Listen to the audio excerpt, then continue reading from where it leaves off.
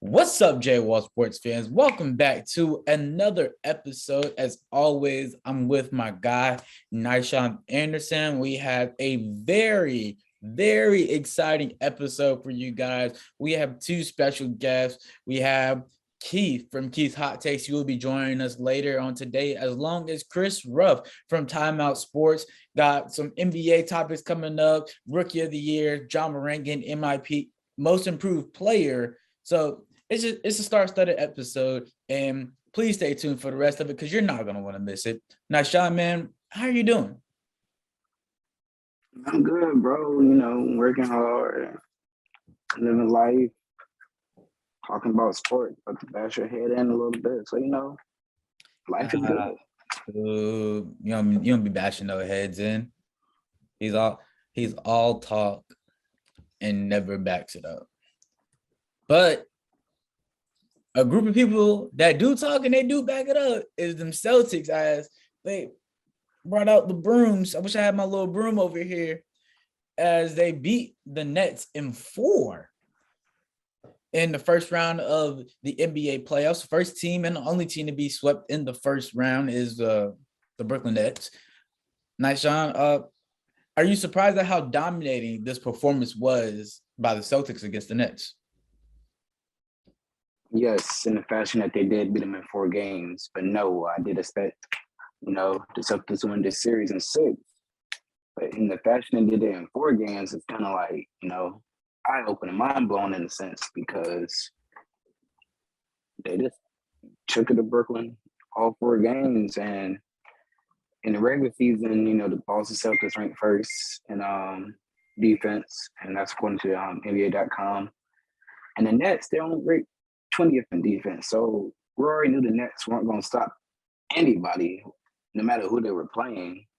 But given that they had to play the Celtics the first round, and the Celtics have a lot of pieces, you got Jason Tatum, Jaylen Brown, then you got the role players, Marcus Smart, Al Horford, Peyton Pritchard, Grant Williams, Derek White, you can throw in there too. And it's just so many people that you just have to contain and limit their chances of scoring. And I didn't see the Nets stopping that. And as you can see in the 4 games, they couldn't stop it. And, the Brooklyn role players weren't producing as much as they should. Gordon Dragic really didn't get going. He had a couple of good games, but it wasn't enough for them to win the game. The only person I seen out there producing on a nightly basis was Bruce Brown.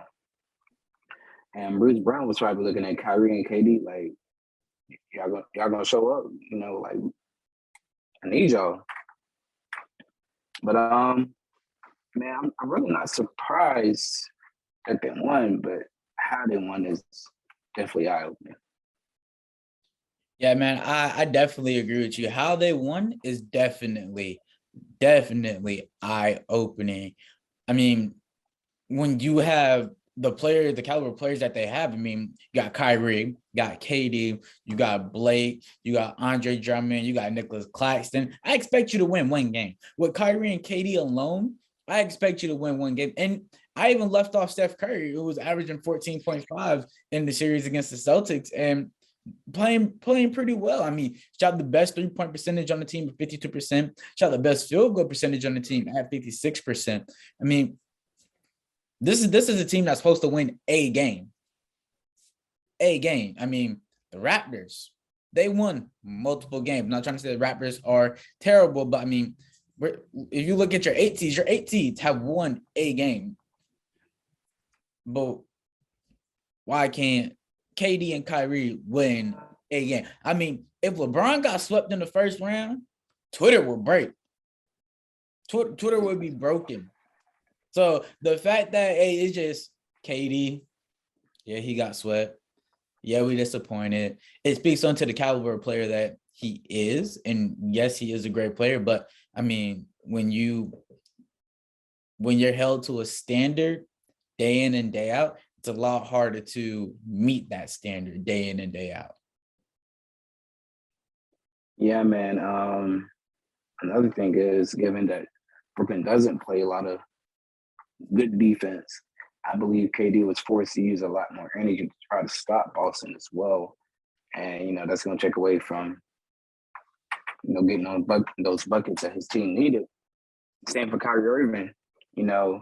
They can be a two-way superstar, but they really thrive on the offensive end, maybe take a possession or two off. But with Boston and the pieces that they have, you really can't do that. You got to be able to play both sides of the ball, play great defense, and get back on offense. And they're not going to make it easy for you. So, they're gonna take tough shots. You don't have to work to get a good shot.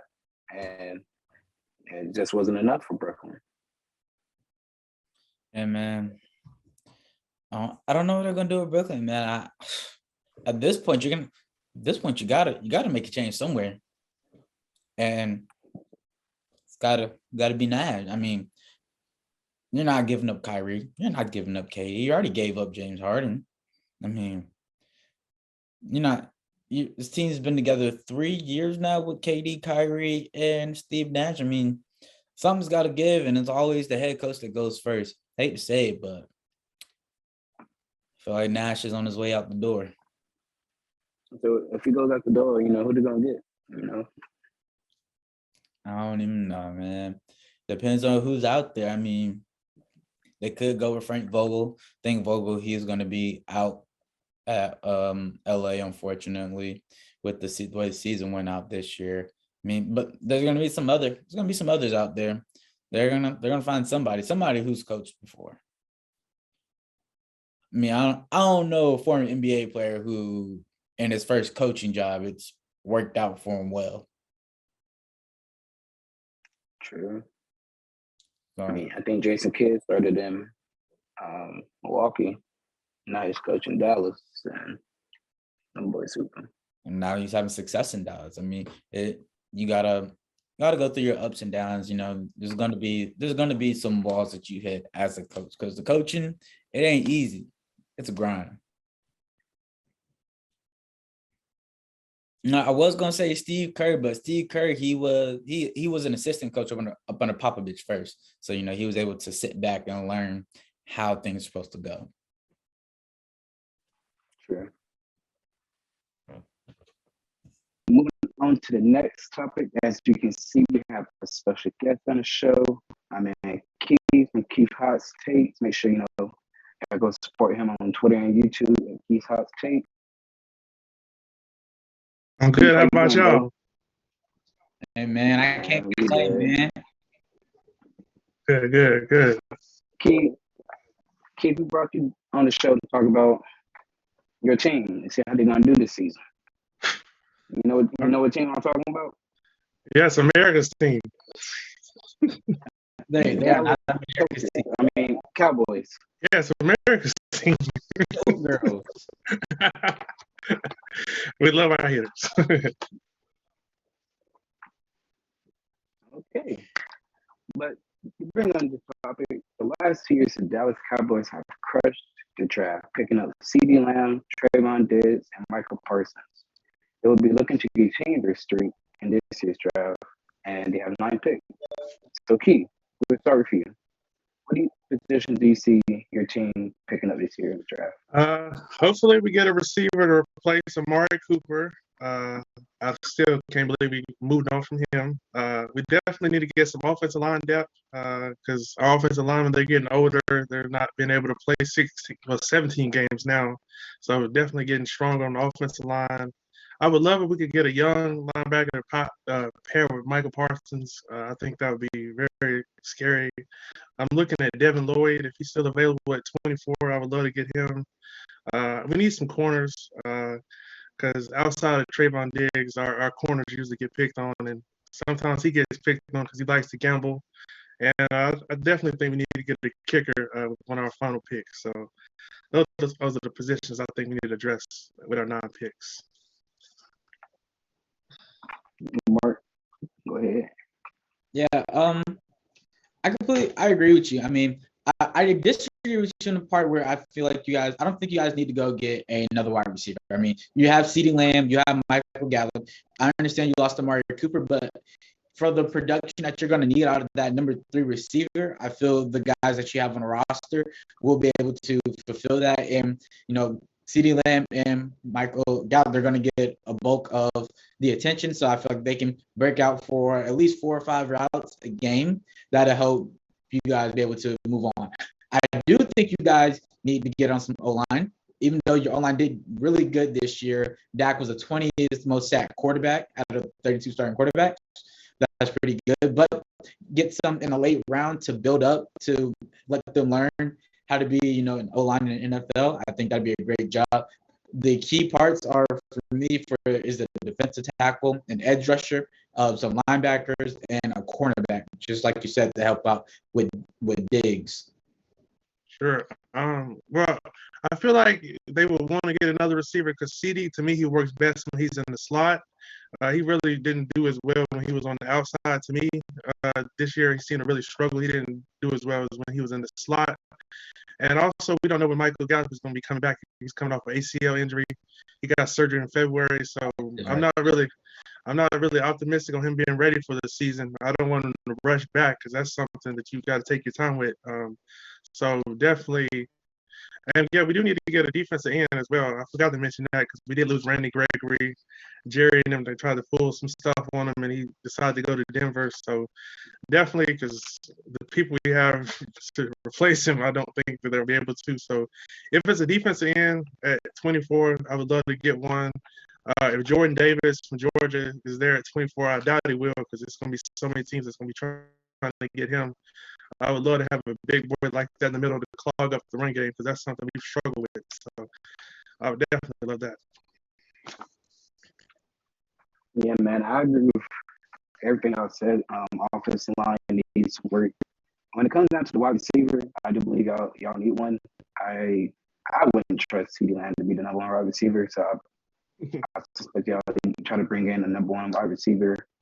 The thing is, a lot of y'all wide receivers like Michael Gallup and what's the other dude's name, Cedric Wilson, the kind of smaller, so I figure I might go for a bigger wide receiver, maybe somebody like Justin Ross from Clemson, just to kind of have a big wide receiver out there on the field. I do also believe y'all may sneak and get a running back. Zeke's production down the last couple of years, I believe Pollard's contract's about to come to an end after this season. Yep. One of the two is gonna have to go, and maybe you drive one and build and see where that goes. But that's a stupid pick, I believe. That's gonna be interesting this year's draft for the Cowboys. And we did lose Cedric Wilson, unfortunately. I thought when we let Amari Cooper go, I thought we was going to try to bring Gallup back and Cedric Wilson both back, but we decided to give Gallup almost $17 million, so that eliminated Cedric Wilson. He went to Miami on a 3-year, $22 million, if I remember correctly, deal. So we're definitely going to miss him. But we picked up James Washington from Pittsburgh, and he's been able to produce with any quarterback that they've thrown on the field with him. So I'm excited to see what he can bring to the table. That's all the more reason why my point is proven. Washington is a small wide receiver can be put in the slot. So I definitely need to maybe get a bigger wide receiver, get some red zone targets to him. For sure. Things go. Yeah. Especially y'all can get the ball down the field, instead of letting Thomas fire. Right. So, Keith, I don't know if you've been keeping up with any of the mock drafts or anything, but who are a couple players that you like so far for the Cowboys to try to pick up? Well, I had Devin Lloyd. He's a linebacker from Utah. I was looking at his highlight tape last night before bed. He's a complete linebacker. I think him and Michael Parsons, if they're paired together, I think it could be scary. Chris Olave from Ohio State, I doubt he'll be available at 24, but if he is, his production at Ohio State is special, and he's a special route runner, and they've produced some great wide receivers. So we could get a guy like that, or Jamison Williams. I'm thinking he may, slip in the draft because he's coming off that ACL injury. So if we could get a speedy receiver like that, I think that'd be fun for that. And Traylon Burke, because he's a big receiver. He's explosive and he's hard to bring down, and he could kind of be like a Michael Gallup, type of receiver, big physical receiver. He doesn't like to go down when he gets the ball. So those are some of the guys I'm looking at. What about you, Nashawn? Like I was saying, maybe wide receiver, get Justin Rose, a big wide receiver, go out there and make plays, especially after the catch. Defensive end was oh my gosh, I can't remember his name. The Who's the dude you one? were talking about earlier from Georgia. Oh, Walker. I forget his first name. Traven or something like that. Traven Walker. I think that was something like that. That'd be a great pickup. The hardest thing I can see them trying to address is that cornerback position, given there's not too many great corners in this year's draft, and the ones that are, really good, they're gonna be going in the first and second round. I believe they stick to the wide receiver and then maybe the linebacker offensive line position first. I believe those the teams really need, but linebacker and defensive end, not linebacker and corner can be dressed later in the draft. So That's definitely, yeah. So I'm with that 24 pick. I kind of stuck between Dean, linebacker from Georgia. He's been a really good player all year, helped Georgia, really, really great season. And then Travis Jones, a defensive tackle from UConn. I think he's really good player, sleeper pick to try to come up and be a really great, do a lot of that stuff on the defensive end to help Michael Parsons on the front half of the defense. Yeah, I was thinking about Dean, but I was like, there's so many teams that need a linebacker. So by the time we pick, unless we move up, and I've been hearing some rumors that we're going to try to move up and get Kayvon Thibodeau out of Oregon. I don't want us to do that because we have so many needs that we need to address in the draft. So I don't really want us to do that. I know it's some teams in the top 10 that are looking to trade back and get more picks, but I definitely don't want us to trade up for a defensive end. If we're going to trade up, maybe get a wide receiver or try to get Sauce Gardner if he's still available. If we're going to move into that top 10, And Jeff Jones, he's been known to move up, move some pieces around it, get some really good high offensive players in the draft. So I wouldn't be surprised if they were to make a move like that. Yeah, because at 24, I mean, it's probably still going to be some good players available. But if you want one of the best players in the draft, you're probably going to have to move into that top 15 for sure. Right, and I don't think nobody from that top 15 is going to budge. Well, I know the Panthers, they've talked about moving back because they don't have a pick until the fourth round. And I know the Giants have talked about moving back. And we don't know what the Texans are going to do at 3. So we just have to wait and see. It's going to be crazy, though. Yeah, it most definitely is going to be crazy. So, hey, once again, we had Keith here from Keith's Hot Takes. If you are not, follow him on everything, Instagram, Twitter, YouTube. Subscribe to his channel at Keith's Hot Takes. Keith, man, we appreciate you for coming on the show, man. Yes, thank y'all again for having me. Appreciate you, bro. So. All right. That was good. Appreciate you, Keith. Yeah, no problem. Where's my buddy at? I need to speak to my buddy. Man, Ruff's not coming on until about 12:30. Oh, what time was it? It's like 12:16 now. But moving on to the next topic, Scottie Barnes, 2021-2022 Rookie of the Year, averaging 15 points, 7 rebounds, 3 assists. Evan Mobley from Cleveland, he came in second place, and Cade Cunningham was right behind him in third place. Now, Sean, do you agree with Barnes being named Rookie of the Year? Yes, I do agree with this. He's a key piece to this Raptors team already in just his rookie year. He's one of those, do-it-all players. He can defend really well, come back to offense and score. He can rebound. He can assist. He can even be a ball handler for a team if they really need him to. And you can tell, the immediate impact he has had on this team. Game 1 against the 76ers, he got injured. But before he got injured, he had 15 points, 10 rebounds, and 8 assists. And he missed games 2 and 3 in those games that the Raptors lost. But he came back in game 4. And they won the last 2. So now it's Phillies up 3-2, and it's a game 6. And I believe it's because he's came back. It's another piece, almost like a glue piece in a sense to this team already in his rookie year.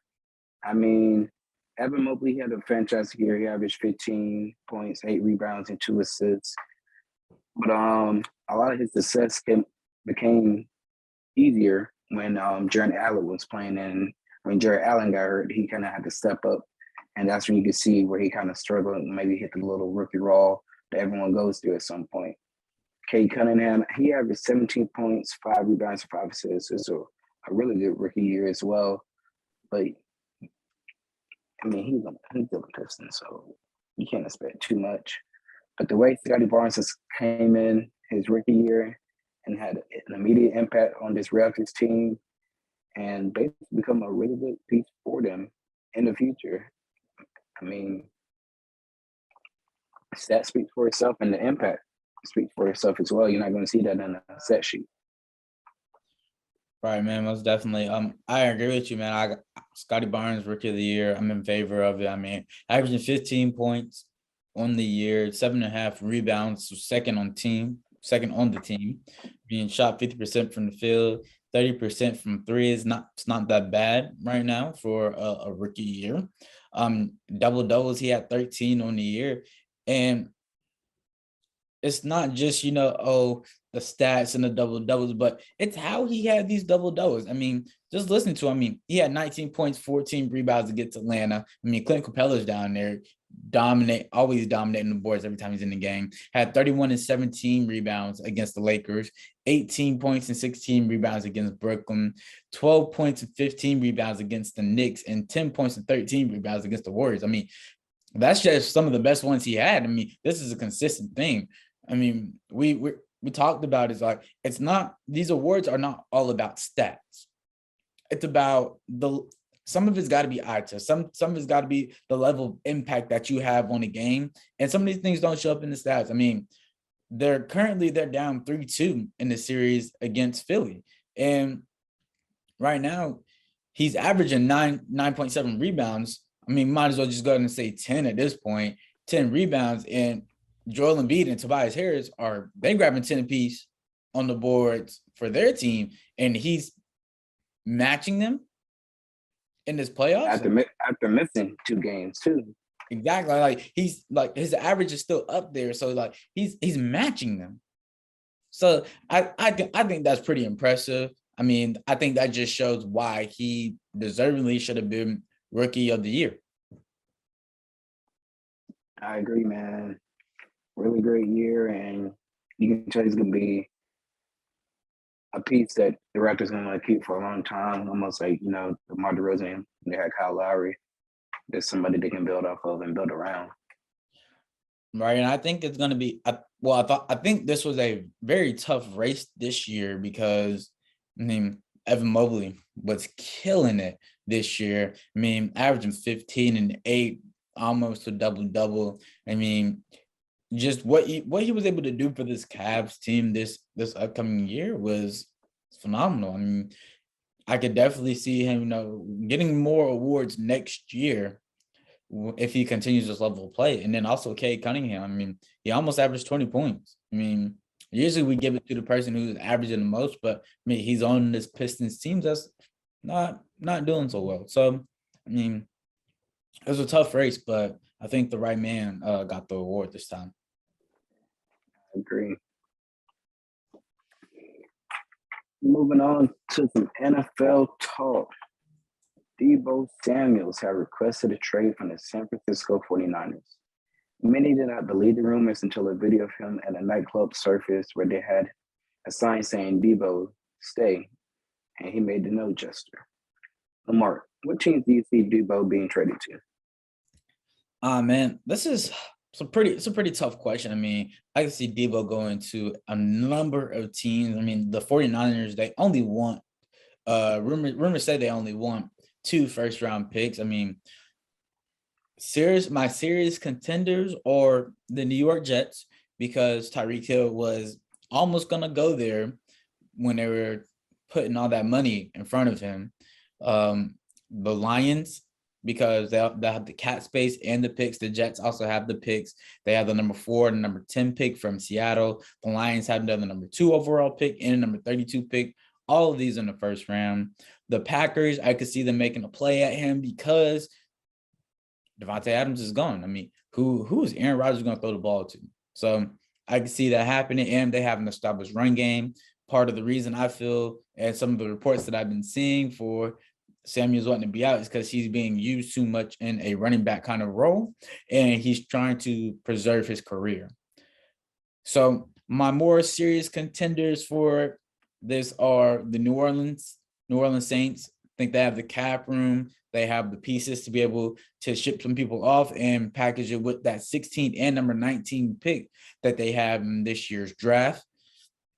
The Patriots, because the 49ers, they got Jimmy Garoppolo on a deal from the Patriots. Maybe that relationship is still kind of good there. Maybe the 49ers want to do them a solid and give the Patriots Debo Samuels for a really good deal. The Ravens, because Lamar Jackson, he needs a number 1 receiver. Hollywood Brown is not it. It's been multiple years that Hollywood Brown's been the number 1 receiver, and we can just tell it's not working. He's more of the deep threat. We need somebody, a route runner that can get open every time for the Ravens. And then the Colts. I mean, this is a really good team. You got Jonathan Taylor, you got Matt Ryan lining up behind the center. You have protection. You have that kind of offense there that you're gonna need for the Colts team. They just need a wide receiver to pair with who they already have.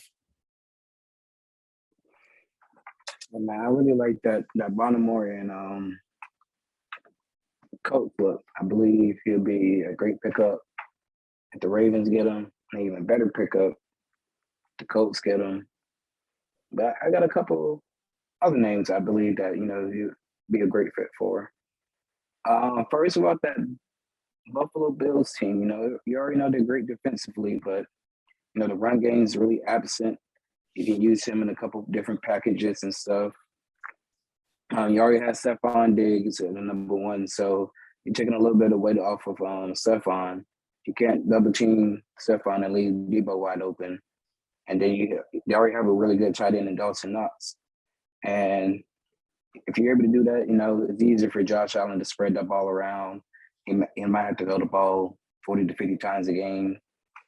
Another team in the Eagles, a young quarterback, mobile quarterback in Jalen Hurts. You already have a number 1 in Devontae Smith. Give him somebody else on the other side of the field to throw the ball to. And you can even use Debo in some RPO or like some bubble screens, some easy stuff to get Jalen Hurts confidence up. Another team, the Chicago Bears. Once again, a young mobile quarterback in Justin Fields. Same thing, except for they don't have really a number 1 receiver. I mean, they have they have Allen Robinson. Mm-hmm. Yeah. So give him another target to throw to in Debo Samuel. And like I said again, maybe some bubble screens or something to build Phil's confidence up. And as the game goes,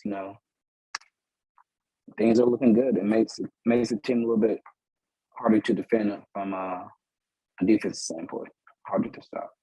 Yeah, man. I really like that the Bills. I mean, established quarterback, established tight end. You got Stephon Diggs paired up with Debo Samuel. I mean, goodness gracious.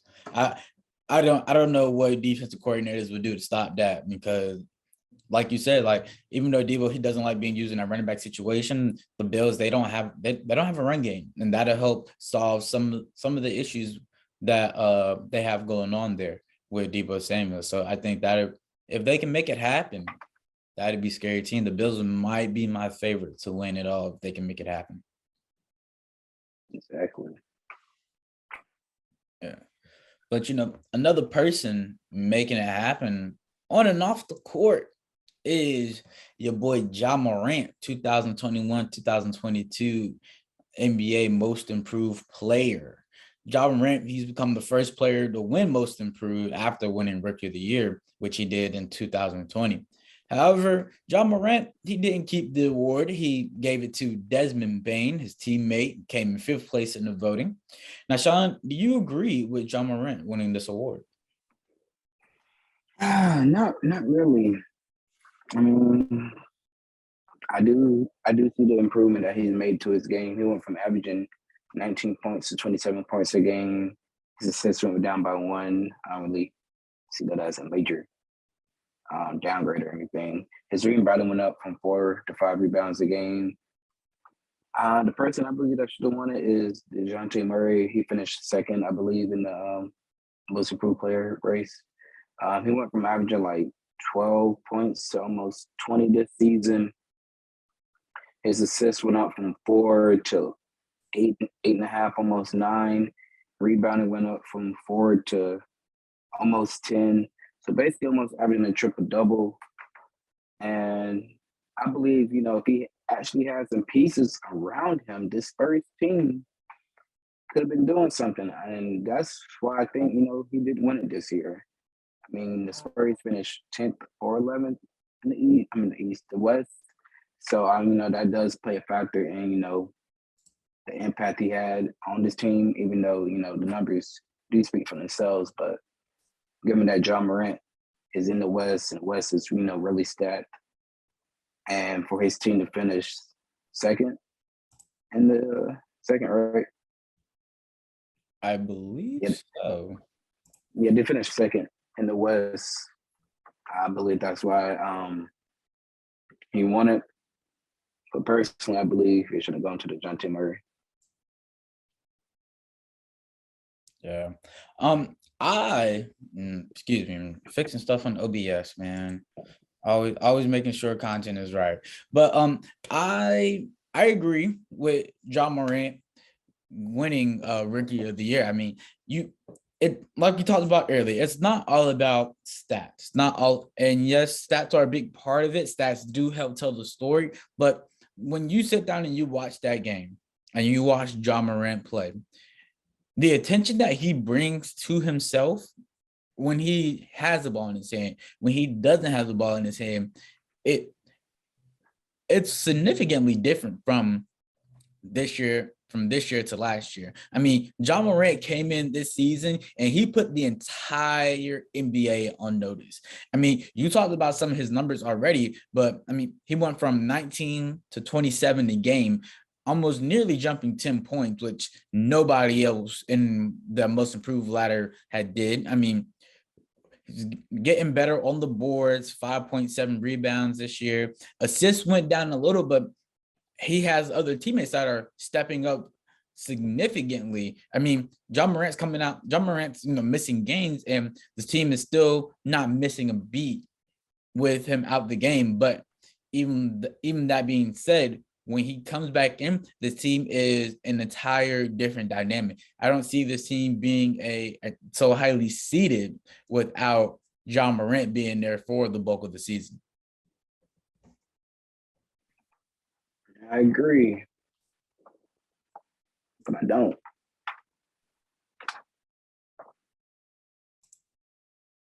If you put, I'm not even gonna say that because it's not even other than how just 2 different styles of play.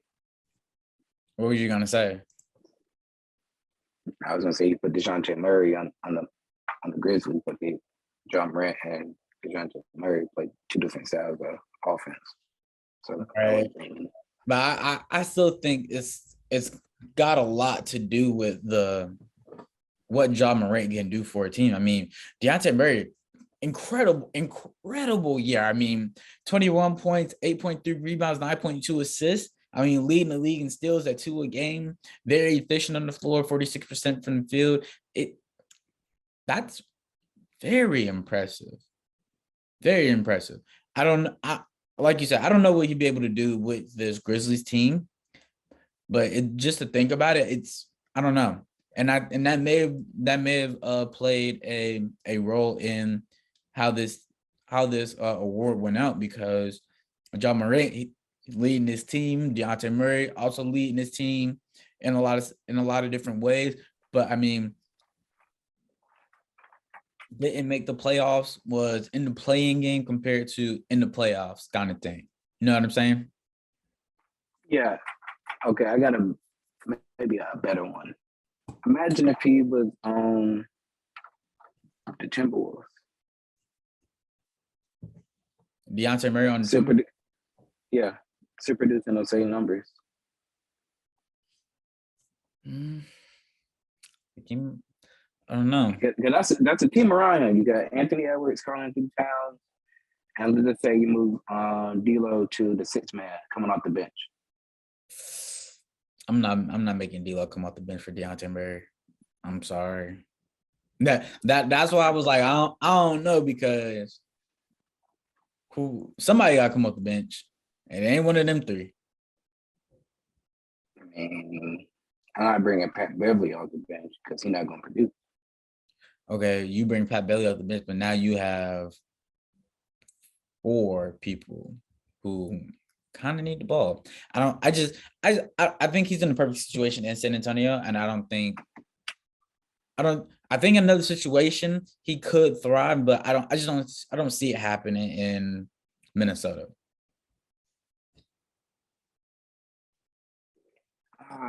A thing that we will see happening here in the future is the NFL has changed the overtime rules. After many years of fans and players complaining, the NFL has finally made changes to the overtime rules.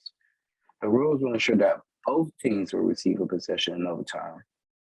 Mark, how do you feel about this new overtime rule? It's about boy, almost. Hey, I heard it coming.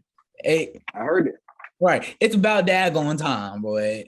Hey, in the words of LeBron James, it's about time. But this has been something that I have been waiting on for 12 years. 12 long and grueling years, ever since 2010 NFC Championship, when I was really first getting into football. Brett Favre went to the Vikings. I became a Vikings fan. That's how I got started with it. That season, played New Orleans in the NFC Championship game, not really knowing anything about all the rules and things of football. I was like, all right, we're going to overtime. It's okay. Both teams going to get a chance to get the ball because common sense, right? I mean, in basketball and overtime, it's not like every time it's sudden death. Both teams get a chance to score the ball, get a certain amount of times. Whoever most points at the end of that time, it's a dub. It's not the case in football, at least not the case back then. 2010, New Orleans Saints got the ball first, drove down the field, kicked a 40-yard field goal, called game, went to the Super Bowl. We didn't get a chance to sniff the ball on offense, and that's a problem. Especially in today's league, where the scoring is so high, it's so really good. Make more money off of that. And I think that's what the NFL is doing, because there are countless of times in the postseason alone where there were teams who won the coin toss and then scored on the very first possession. Just a few examples. 2012, the Broncos versus Steelers, when Debo made the 80-yard pass to Demaryius Thomas. Broncos won that coin toss and then won the game. The 49ers versus Giants in 2012. Giants won the coin toss and won the game on the first drive. If we want to go to some more recent years, just this past year, the 2022 AFC Championship, Chiefs versus Bills. Chiefs win the toss and they score on the first drive, and that's game. And we were that game right there was top tier, probably one of the best games that was played in the entire 2021-2022 season. If that rule was in effect now, we'd probably still be watching this Chiefs versus Bills game, just because both teams' offense looked unstoppable at that point. So I like how they're going to be implementing this new rule. I just wish it was in the regular season as well as it was in the playoffs. Yeah, man. For it not to be in the regular season is like qualifying for something, but you can't get it until they say they're gonna give it to you. Right. which is crazy. But yeah, man, I'm really excited for this change, man. It's gonna be good from a fan's point of view. It adds more entertainment to the game. You're making more bang from your buck if you're in the NFL. And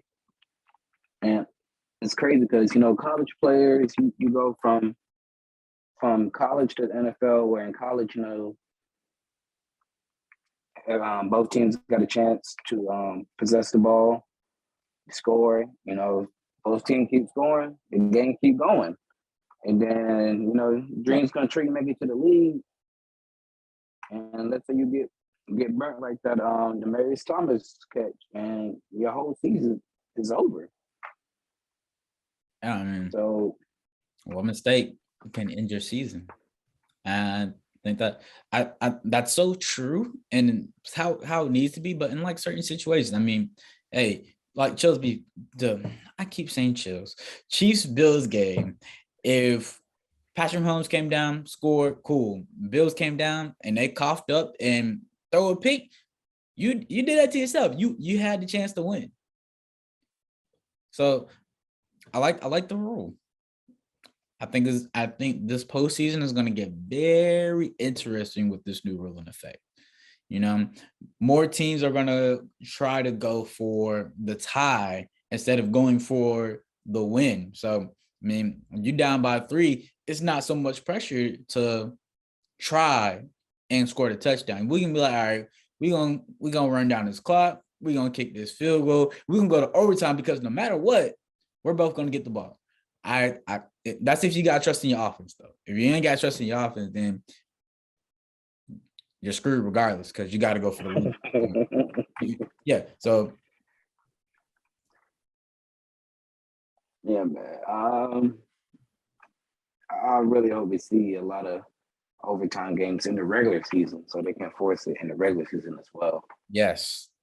To the last topic of the day, as you can see, we have another guest. It's my boy Ruff on the show today. Ruff, what's up, man? How you doing? Doing all right. Not sure how are you? Man, I'm good, man. Just living life, working hard, talking about sports, doing something I love, so I can't complain. Yes, sir. Lamar, what's going on? Man, what's up, Ruff? Man, I'm glad to have you back on the show, man. It's been a minute. Yes, sir, man. We out here trying to do some things. We got to work, man. Yes, sir. I understand you. As much as I want to talk about Coach K's last 2 L's to North Carolina, Ruff, that's not what we're here to talk about today. We're here to talk about the Washington Commanders. I'll say Redskins, I'll say football team. Next year might change the name to it, so who knows? So now we're here to talk about the Washington Commanders. They have 6 picks in this year's draft, including the number 11 overall pick. And what positions do you see being, addressed in this year's draft for your team? Man, the Washington Commanders have a few needs. I think that linebacker is the number 1 need for the team. That was very evident last season watching. We had a weakness in that position, that linebacking core. So we got to address that. I think that we'll address it with one of our earlier picks. I don't know if it'll be the first one or the second. But I think within probably at least the second or the third pick, I think we'll address the linebacker position. We also have a need at tight end. I like Logan Thomas, but I don't know if he'll be 100% when the season tips. So I think tight end is another position we have to look at. The wide receiver position. We have Terry McLaurin, who is expected to be back, but they got to get his contract situation taken care of. You have Curtis Samuel, who you just don't know what to expect from him. Been hurt the whole season last year. I mean, I think he played in like 2 games. So I don't know what exactly to expect from him. But I think the Washington Commanders need to get a 6'3", 6'4" receiver who, can be that jump ball guy and be able to make plays in that facet. So linebacker, tight end, wide receiver, and also quarterback. Quarterback is something that we'll have to look at, because you have Carson Wentz. But I don't know if that's a long-term thing. So I think we'll end up drafting a quarterback at some point. If it's not early, it might be later. And, this is a guy that if it's later in the draft, of course, it'll probably be a project. Somebody that can be able to step in maybe 2 to 3 years. But those are the 4 positions I think that have to get addressed. Definitely the first 3, like I said, linebacker, tight end, and wide receiver. Yeah. I definitely agree with you with that right receiver piece. I think Terry McLaurin, he definitely needs a number 2 to go along with him. Looking at the stats earlier, he 1,000-yard receiving the year, but nobody else had over 350 yards, something like that. And you can't have that kind of big drop off in production. I also say you could address that 11th pick with the offensive line player because not Carson Wentz, but Taylor Heineke, he was the 7th most sacked quarterback in the league last year. Then I said some other pieces that you guys could kind of dabble with is the cornerback, linebackers, as you said, and some edge rushers to go on with Chase Young. Absolutely, I agree with that. 3 of the names that I would like to throw out that I would love to see us get is Kyle Hamilton. Kyle Hamilton is a guy that I would love to see us get. Notre Dame. He's 6'4", 220. Also, Garrett Wilson out of Ohio State, 6 feet, 192 pounds. A guy that they've been throwing out, I've heard a lot about, is Drake London from Southern California. He's a 6'4", 215-pound receiver. So he fits that prototype that we need. But I don't know if that's the guy that I want. I'm not the biggest Drake London fan. But at the end of the day, like I said, we have a few different needs. Like you said, I agree with that. We could use some help in the cornerback and safety position also. A guy that I would love to see us call, I don't know if it's going to happen in free agency, is Earl Thomas. Earl Thomas, we know is a veteran. He's not played in 2 seasons, but he said that he's ready to go. He wants to continue playing. And I believe he has something that he can give to the team from a leadership perspective and from a on-the-field perspective. So I would love to see us reach out to Earl Thomas. But like I said, got a few different needs. We're not one of those teams that's at the top of the league right now. I think we can have potential to be a playoff team if we do the right things. But we have a few different needs that we have to get addressed for sure. Yeah, I agree with everything I was saying. That first pick, though, given, I'm a Panthers fan, and given, have Ron Rivera now as a head coach, he loves defense, so I know for sure whatever pick it is, that 11th pick is going to be a defensive player. Like you were saying, Kyle Hamilton from Notre Dame, I think he'd be a great fit for your team. He can play multiple positions. You can plug him in at the linebacker if you need to. Drop back, play safety, play his known position. So I definitely see that being the first pick address. And like what Mark was saying, I believe the 1 and 2 probably be defense and that wide receiver. Yeah. So what's some of the names you've been hearing, Ashan?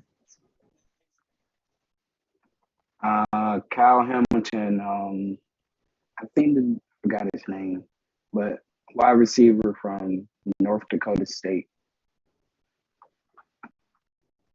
Big wide receiver. He's getting a lot of looks late first, early second round. I kept seeing a cornerback, Derek Singletary from LSU. I believe that's another position that Washington needs to address, given, Ron Rivera loves defense. Address that quarterback and definitely see that sleeper pick, maybe in the 3rd round. If he's still there, maybe somebody like Sam Howell from North Carolina, plug him in. He can be ready in probably about a year or 2, depending on how Carson Wentz plays, if they, if he produces well and so on and so on. But those are just a couple of names that really stood out to me that I believe would be a great fit for the Redskins, the Commanders. Yeah, man. That's gonna be one to get. I'm gonna have to get used to the Commanders. But Kyle Hamilton as safety for the number 11 pick. I'm really high on him from Notre Dame. Had a really good season at Notre Dame. Johan Dotson from a wide receiver from Penn State, and Marquise Hayes, the offensive guard from Oklahoma. Those are the kind of the three players that I'm looking for the Commanders to use with their first picks to try to even out offense and defense on the side and protection for the quarterback. I can agree with that. And one thing that's kind of off topic, but it's on topic. I would love to see us go after Jermaine Martin, running back out of North Carolina A&T. He's a sleeper pick, but I believe that we have a needed running back also because Antonio Gibson, although I believe he's a good running back, he has a little issue with his fumbling. Well, a big issue with fumbling. He fumbles way too much. And so maybe it's best for him right now in this stage of his career to continue to be a guy that splits the carries and the usage. Maybe he's not the bona fide number one that's getting 18 carries and 7 targets in a game. Maybe he should be a 50-50 guy or a 65-35 guy, something like that. So I would love to see us give a look to Jermaine Martin in the later rounds. I think that he's a guy that has potential. And as I hope that we get to see a few different guys from HBCUs get drafted. There's no reason why they shouldn't. Yeah, man, I definitely agree with you. Rooting for my friend high school with Josh Williams. He's cornerback out of Fayetteville State. Been very, very, very high. Looking that he might get drafted. So keep fingers crossed, hoping that he and more HBCU players get drafted this year. Of course, man, I would love to see a multitude of names being called up. I graduated from HBCU this year's draft, given that, they had the HBCU combine for this year. And it's just a gateway for many other HBCU athletes in the future. Most definitely. So, Ruff, we appreciate you for coming on here talking about the drafts for us. How do you feel about the team's new name? How do I feel about what now? How do you feel about the team's new name? For me, the name is not that important to me. It's just not. It's not one of the things that I, sit around thinking about too much. From the choices that we had, it probably wouldn't have been my first choice. But again, it's something that I look at like, it is what it is. They felt like they needed to change the name from what it was, and you didn't want to stay with Washington football team, so they chose this one. Like I said, not a big deal to me. I just think that the product on the field is what I'm focused on, and we got to make some changes. Got to do some things in the draft, and if we do what we can, what I believe we'll be capable of doing, nobody will really be focused on the name. Yeah, man, I understand you. So I appreciate you for coming on to the show, man. Can't wait to bring you back after the draft to talk about what the Commanders did, man. If you guys have not, go ahead and follow Ruff on everything, Instagram, Twitter, Apple Podcasts at Timeout Sports. And have a good day, Ruff, man. Appreciate you coming on. Appreciate it. No problem. Some things that we got to see a lot of in the regular season is Marcus Smart putting it on everybody on the defensive end, as he was the 2021-2022 NBA Defensive Player of the Year, first guard to win the award since Gary Payton in 1996. There's always haters out there. Not everybody is happy with the decision. So, Nashawn, do you agree with Marcus Smart winning Defensive Player of the Year? Yes, history speaks for itself. The first guard to win it since 1996. It's pretty crazy, haters gonna say, "Oh, he didn't lead the league in steals, blocks, or rebounds, or whatever." But the defensive game is more than that, It may not always pop up on the stat sheet. The impact that he has on the defensive end, and it's crazy, He's been doing this for a couple of years now, and he's finally won this award. This goes to show, he stayed dedicated to his game and how he felt he could impact the game from his standpoint for his team. And you can see it now. I mean, this is what the Boston Celtics and the defense that they played against KD, one of the best scorers the game has ever seen. Kyrie, one of the best ball handlers, skill players the game has ever seen so far. The way they play defense against him is crazy. You know, his energy is infectious to the team, and you saw that in our first round. So, I mean, I agree with it. Shout out to him, you know. Real dogs.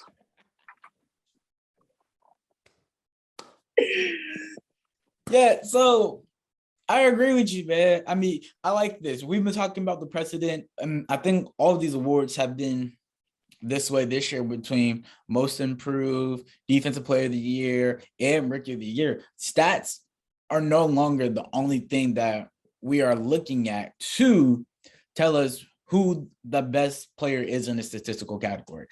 In this case, Marcus Smart and defensive player of the year. He was the best player. He's the best defensive player in the entire league. I mean, like you said, he wasn't top 10 in steals. He was 25th. I mean, I wasn't going to scroll that far down to try to find him in blocks and rebounds because I just knew that he was going to be like in the hundreds because, I mean, 4 rebounds a game, probably less than a block a game. I'm not going to scroll down for all that. We know he's not even in the top 50 in those two categories. And he still was able to get this award. I mean, Gary Payton, when he won the award in 1996, he was third. He was third in steals at 2.4, third in total steals at 197. I mean, he didn't have that. He didn't have the blocks and rebounds as we expected from a guard. But the guard position being what it is today in this game, it's a dog-eat-dog world, man. Like you said, go ahead and bark for us one more time, because go ahead and bark. See, you hear him? That's what it is every night. Because you got to think about it. One night you can go from John Morant, then you got to go to Trae Young, then you got to go to Dejounte Murray, then you got to go to Phoenix and Chris Paul and Devin Booker. I mean, Drew Holiday. I mean, there's a legit guard on every team. I mean, even Cleveland, Darius Garland. You go to Detroit, you got to guard Cade Cunningham. I mean, there's legit guards on every team. It's a battle every night. And it's now becoming the hardest position to guard because of the caliber of players. I mean, look at how Curry has changed the game for guards. Guards can now take 35-foot shots, and we'll sit there and be okay with them. Like, that's an okay shot. That's a good shot. You'll live with that. When Gary Payton was playing, you took a 35-foot jumper, and come on. Yeah. Come sit next to me. Actually, you see this warm-up right here? Put this back on. You won't wear it for the rest of the game. It's okay. Just go ahead. You have a seat at the end of the bench. I mean, because back then, the competition every night was between the centers. I mean, Shaquille O'Neal, Tim Duncan, Wilt Chamberlain, Hakeem the Dream. I mean, battle every night. So I see why the precedent is for big men to usually win this award, but it's not a battle every night for the big men anymore, like it used to be, at least. Man, I agree. There's so many great guards that are playing right now, and even some of the underrated guards are still going to give you a run for your money, especially most offensive skilled guards. They're going to come in and want to put on the show against a really good defensive player to show them, like, I can still do this to you regardless. I don't care about where you pick me up 94 feet as soon as the inbound comes, or you're pressing me right at half court. So being a dog and Marcus Smart, you have to come with that energy every night to pick up somebody maybe 94 feet or be on them at half court. And these guards are scoring 20 to 25 or maybe close to 30 points a game. And to take that assignment on every night and still, get back on offense and try to run the offense for your team, it's crazy. And not only can he guard the guards, but I believe, the game is changing. So you got a lot of small guards or, small bigs. I believe he can guard up to that 4 position Oh yeah, I Depending definitely. on who it is. So it's more than guards. He was guarding Kevin Durant for a little bit, and the Brooklyn series, they switched multiple people on him. He can do it all, bro. Yeah, I agree with that. I mean, guarding up to that fourth position, most definitely. I mean, because now you gotta think about it. Like, there's some forwards that are really short. I mean, like Zion Williamson, like that's a big man, but he is not your typical 6'9" power forward. Look at Draymond Green. It's a big man, but not your typical 6'9" power forward. So I feel like Marcus Smart, he can guard some of those people and still be effective. And I think he did a lot of that this season, which puts why he can be named this Defensive Player of the Year. Shout out to that dog and Marcus Smart. Yes, sir. Shout out to Marcus Smart. Well, ladies and gentlemen, unfortunately, that's all we have for you guys today. We appreciate you guys for tuning in to another episode of JWall Sports. If you watch to the end of this and you're right here with us, we appreciate you. Little fan right here. Appreciate you. Yeah. But if you have not, go ahead and follow us on Instagram, Facebook, and Twitter. The link to each page will be down low, or you can just go type it in, JWall Sports, JWAL Sports. Also, we are now streamable on all podcasting platforms. We are on Apple Podcasts. We are on Spotify. We are on whatever you name it. We there. And if I'm not there, shoot me a message. You can hit us in the DMs, and I'll be there. It's simple. It's a simple. So let us know. Keep being the great people that you are. Keep being the great loyal followers that you are. And don't forget to hit that notification bell somewhere up there. Ding. Ding. Hey, bro, if you enjoy the chemistry, like, this is not rehearsed, bro. Like, that was just like spot on. Right?